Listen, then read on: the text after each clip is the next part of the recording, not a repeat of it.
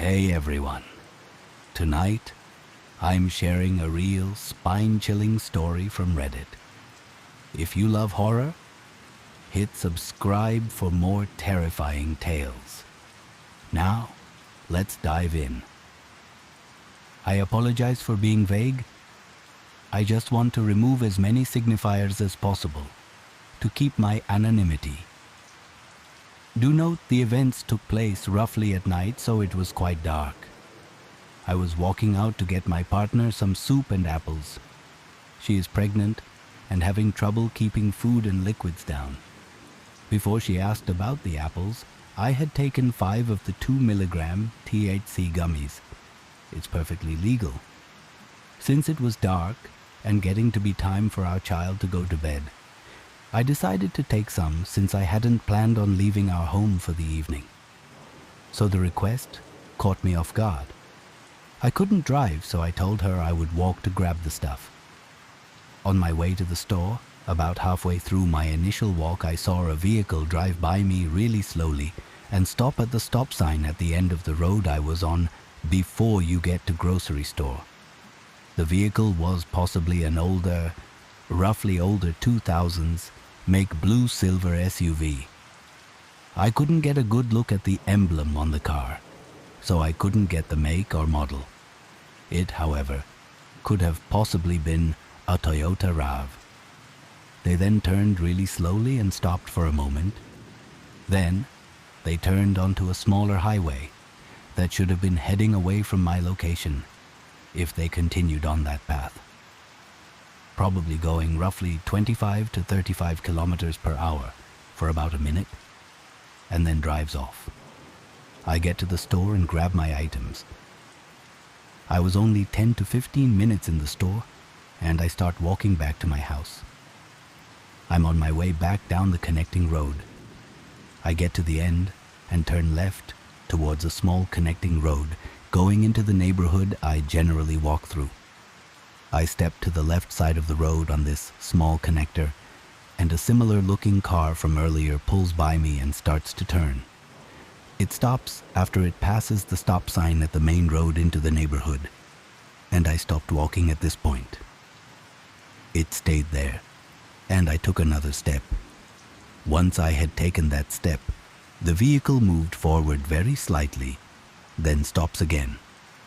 It then starts to back up, and then that's when I quickly go across the street, over the small hill to the side, to put some distance between me and the vehicle. Also, it would be more difficult to get up the incline. I see he rolled down his window.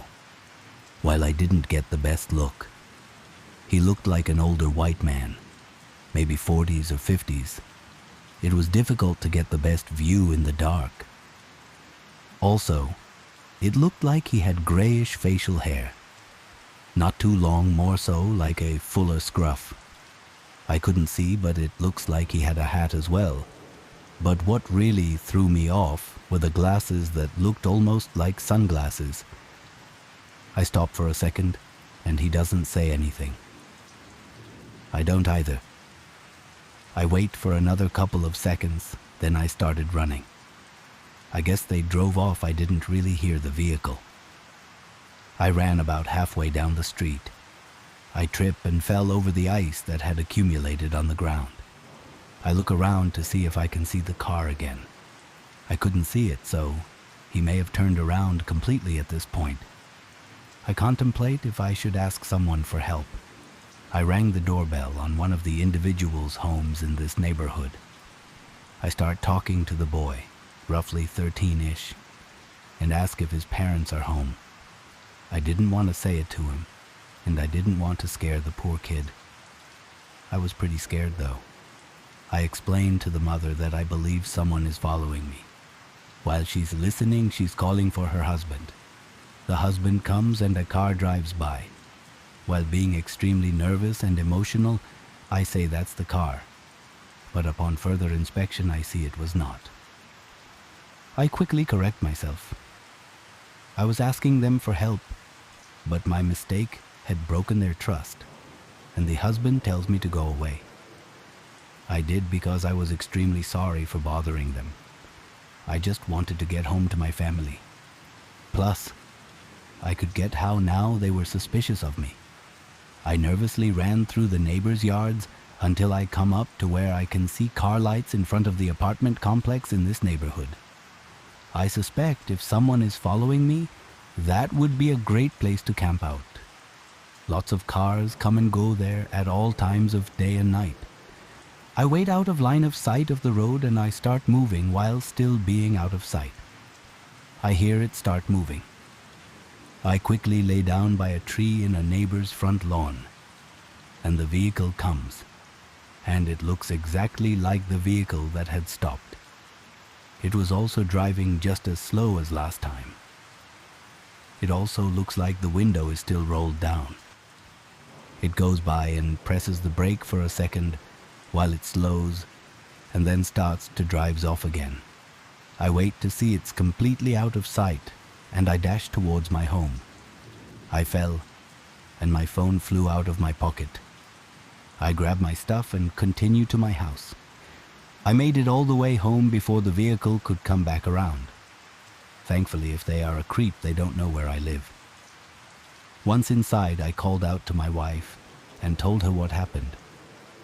Something about the very first time seeing the car put me on edge. Other vehicles had passed by me on my walk here and there, but something was strange about that one. I'm never really put on edge like this. I grew up in a rougher place and have dealt with tons of interesting people. This just set every alarm bell off all at once, saying I was in danger. I contemplated calling the police, but I thought, since I'd taken the gummies, no one would believe a word I said, and they absolutely would not be at fault for being suspicious. Plus, because I was so on edge, I hadn't even thought about calling them when I first got suspicious. I don't think they would have believed me. So instead, I called my father-in-law for advice. He advised me to do what I'm doing right now, writing everything that I can remember. If I should encounter the vehicle or the man again, I will call the police with this record. If you think I completely misunderstood, then please tell me. I want to be wrong. I'm so angry and frustrated right now. I could absolutely be wrong, but I don't believe I gave any indication of needing help. Plus, if the individual was trying to help, why the silence with the window down?